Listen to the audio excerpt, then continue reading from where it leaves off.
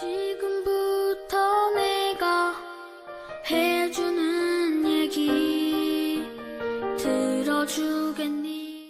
할렐루야. 9월 9일 새벽입니다. 시선 찬양 하나님께 올려드리겠습니다. 내게로부터 눈을 들어 주를 보기 시작할 때 주의 일을 보겠네. 내 작은 마음 돌이키사 하늘의 꿈 꾸게 하네. 주님을 볼 때 모든 시선을 주님께 드리고 살아계신 하나님을 느낄 때 내 삶은 주의 역사가 되고 하나님이 일하기 시작하네.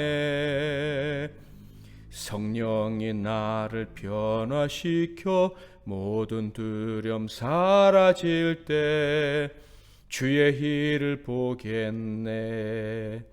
황폐한 땅 한가운데서 주님 마음 알게 되리. 주님을 볼 때 모든 시선을 주님께 드리고 전능하신 하나님을 느낄 때 세상은 주의 나라가 되고 하나님이 일하기 시작하네. 오늘 하나님께서 주시는 은혜의 말씀은 구약성경 이사야 59장 9절부터 15절 상반절까지 말씀이 되겠습니다. 이사야 59장 9절부터 15절 상반절 말씀 중에서 11절과 12절을 봉독해 드리겠습니다. 우리가 곰같이 부르짖으며 비둘기같이 슬피 울며 정의를 바라나 없고 구원을 바라나 우리에게서 멀도다. 이는 우리의 허물이 주의 앞에 심히 많으며 우리의 죄가 우리를 쳐서 증언하오니 이는 우리의 허물이 우리와 함께 있음이니라. 우리의 죄악을 우리가 아나이다. 아멘.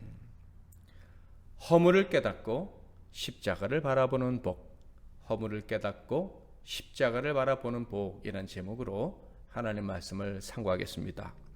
하나님은 우리의 아버지가 되십니다. 전능하시며 그리고 유일하신 하나님이 우리의 아버지시다, 이 말씀이죠. 이 전능하신 하나님이 우리의 아버지시므로 우리 자녀들은요, 모든 것에 부족함이 없는 복을 누릴 자격이 있습니다. 기회가 주어졌다 하는 거예요. 그리고 우리가 누릴 모든 복 중에 가장 위대한 복이 있는데 그것은 영생의 복을 누리는 것입니다. 순간순간 이어지는 삶 속에서 발생하는 이 고난에서 건진받는 것은 덤으로 받는 복이고 최종적으로 가장 큰 복은 영원히 하나님과 함께 살 수 있다 하는 것이죠. 그러므로 우리는 늘 하나님과 동행하며 사는 삶을 기뻐하며 그 삶을 계속 살아가다가 천국에 들어가야 하는 겁니다. 그래서 시편 73편에는 이런 고백이 있어요. 하나님께 가까이 함이 내게 복이라. 내가 주 여호와를 나의 피난처로 삼아 주의 모든 행적을 전파하리이다. 그런데 말이죠, 예수 십자가의 은혜를 모르면 그 사람이 하나님의 자녀라 할지라도 하나님과 연결될 방법이 없다라는 것입니다. 이게 아주 중요한 거예요. 마치 집을 떠난 아들처럼 십자가의 은혜를 모른다면 세상의 고통을 짊어지고 살아야 하는 거예요. 하나님의 아들이라고 스스로 생각하고 그렇게 자부심을 갖고 있다 할지라도 세상의 수많은 고통의 늪들을 피하지 못하고 허덕이며 살아가게 된다 하는 거예요. 그러므로 하나님을 아버지라고 부를 수 있는 그런 특권을 얻은 사람이라면 반드시 예수 그리스도를 알아야 합니다.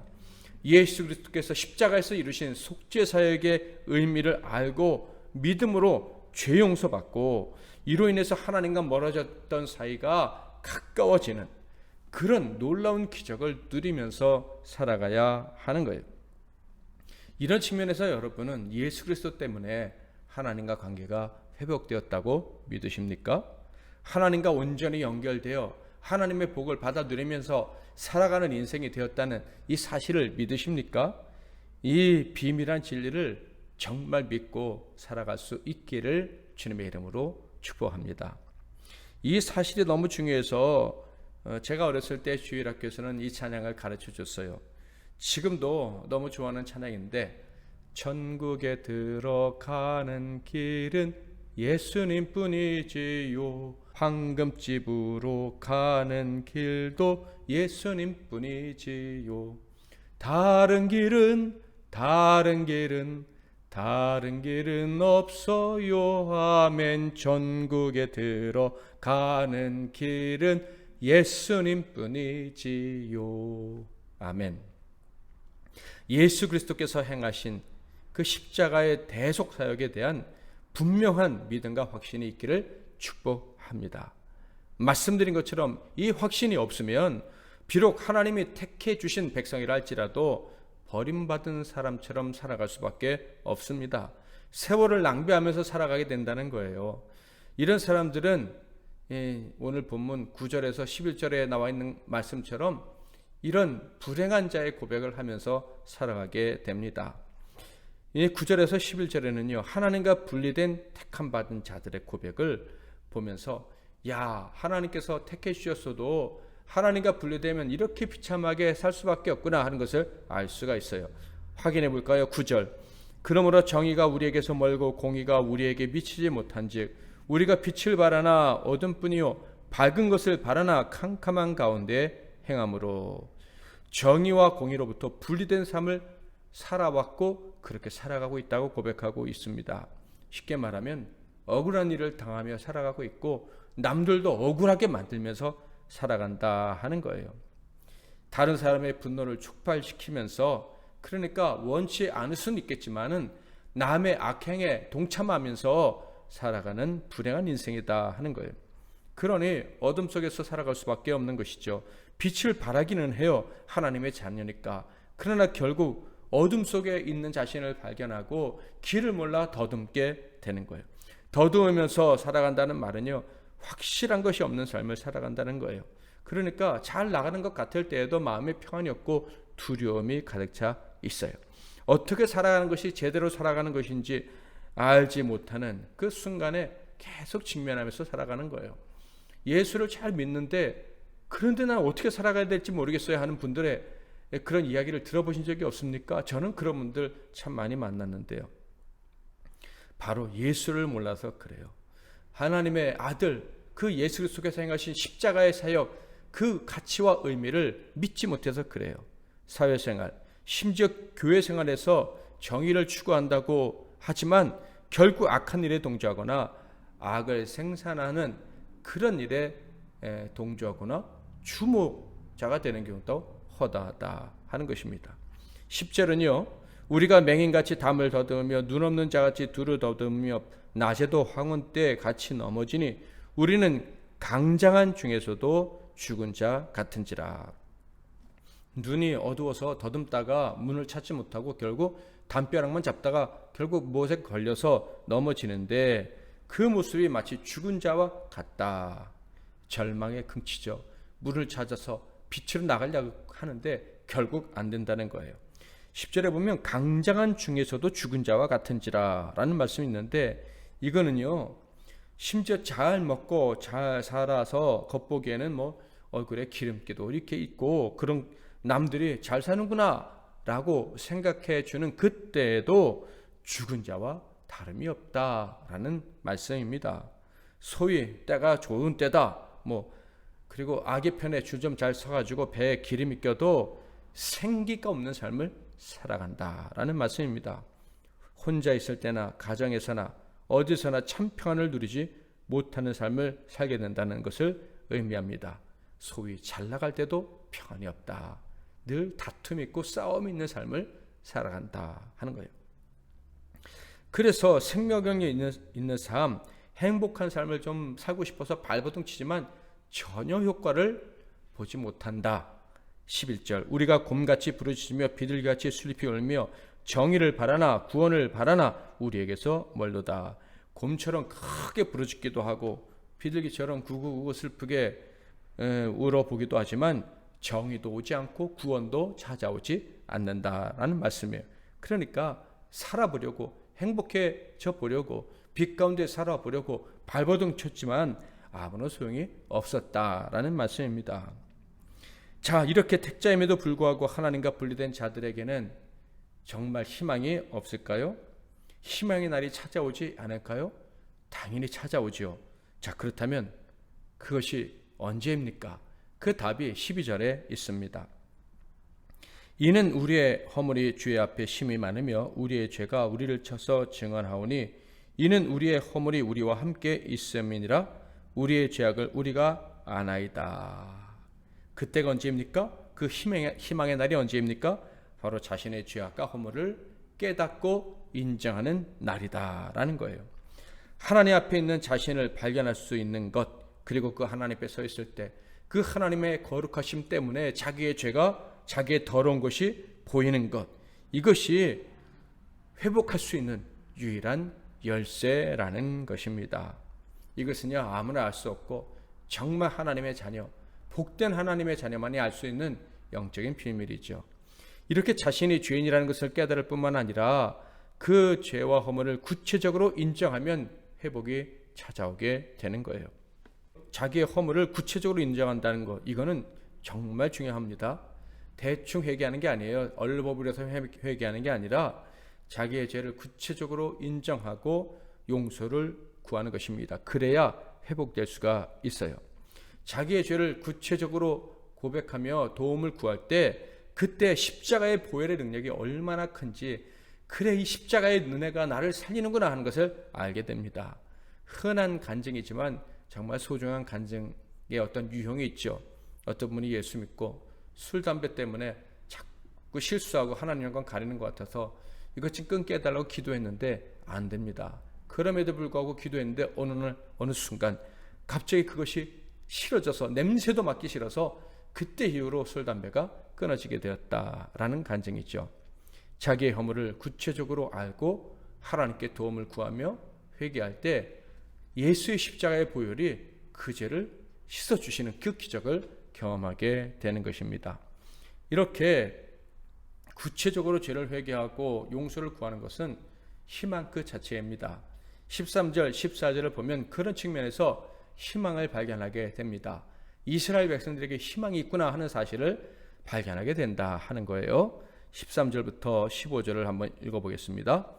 우리가 여호와를 배반하고 속였으며 우리 하나님을 따르는 데에서 돌이켜 포악과 패역을 말하며 거짓말을 마음에 잉태하여 낳으니 정의가 뒤로 물리침이 되고 공의가 멀리 섰으며 성실이 거리에 엎드러지고 정직에 나타나지 못하는도다.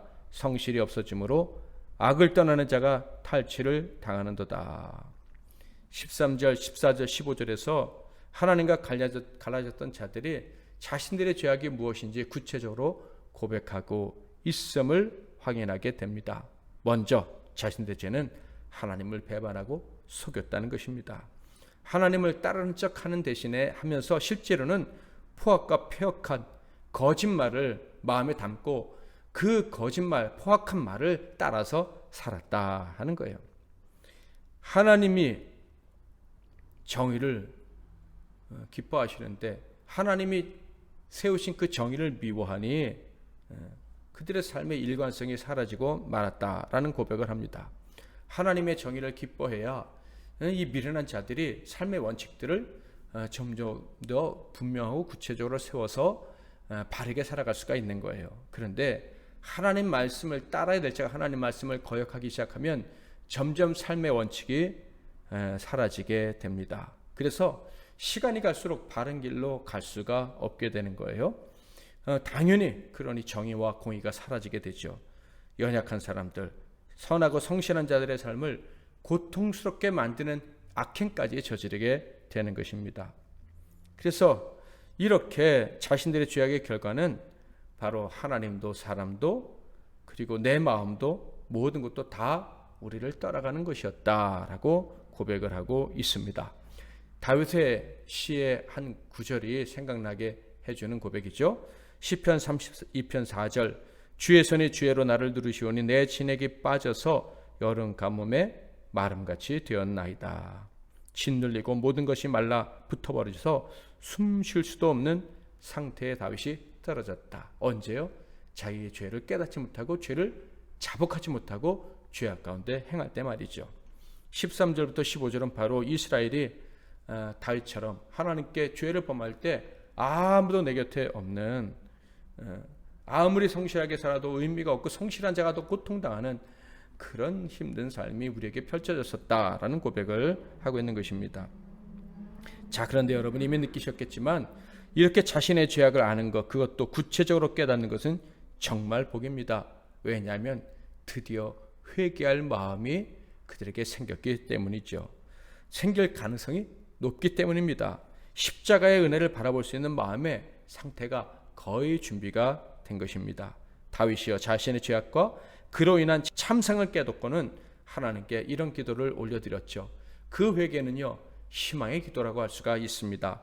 시편 32편 5절에서 8절 내가 이르기를 내 허물을 여호와께 자복하리라 하고 주께 내 죄를 아뢰고 내 죄악을 숨기지 아니하였더니 곧 주께서 내 죄악을 사하셨나이다. 셀라. 이로 말미암아 모든 경건한 자는 주를 만날 기회를 얻어서 주께 기도할지라. 진실로 홍수가 범람할지라도 그에게 미치지 못하리이다. 주는 나의 은신처이오니 환난에서 나를 보호하시고 구원의 노래로 나를 두르시리이다. 셀라. 내가 네 갈 길을 가르쳐 보이고 너를 주목하여 훈계하리라. 아멘. 사랑하는 성도 여러분, 우리는 매일 우리의 허물을 발견할 수밖에 없는 연약한 자들입니다.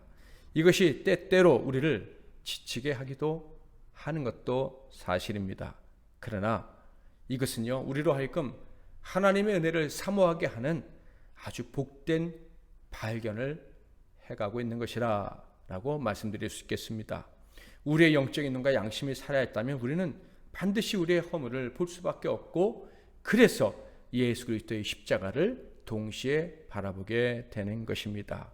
우리의 허물을 깨닫고 십자가를 바라볼 수 있다는 것, 그것이 가장 큰 복이라는 것을 기억하시기를 바랍니다. 오늘 하루도 예수님으로 말미암아 우리의 모든 허물에도 불구하고 하나님과 연결되어 그 복을 누리는 기쁨과 간절거리가 넘쳐날 수 있기를 주님의 이름으로 축복합니다. 제가 먼저 잠깐 기도하고 여러분이 이어서 기도하고 하루를 시작하시기를 바랍니다. 살아계신 하나님 아버지, 우리의 영의 눈을 열어주셔서 우리의 죄악됨, 우리의 연약함, 우리의 허물을 볼 수 있게 해주시니 감사합니다. 우리가 완악한 마음으로 아무런 문제도 없는 것처럼 그렇게 위선적으로 살아가지 않도록 도와주셔서 감사합니다. 오늘도 우리의 허물을 주님 앞에 아뢰오니 예수의 십자가의 보혈로 용서해 주시고 그 보혈을 의지하는 자들에게 약속해 주신 하나님과의 화목, 하나님과의 연결, 하나님으로부터 내려오는 복을 받는 은혜가 우리에게 차고 넘치게 하옵소서. 오늘 하루도 그런 복된 하루가 될 줄 믿고 예수 그리스도의 이름으로 기도하옵나이다. 아멘.